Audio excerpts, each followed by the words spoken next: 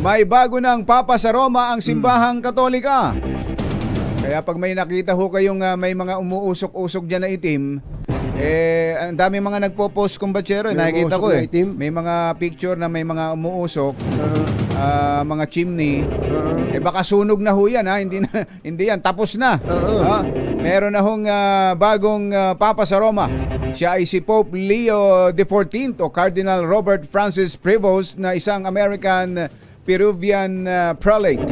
Ang 69 anyos na Papa ay ipinanganak sa Chicago at hinirang na pang 267th Pope.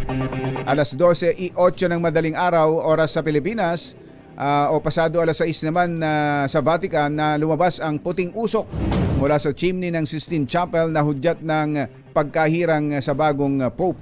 Pinili si Pope Leo XIV matapos ang ikalawang araw ng conclave, ang ginawang deliberasyon ng 133 cardinal electors mula sa 70 bansa.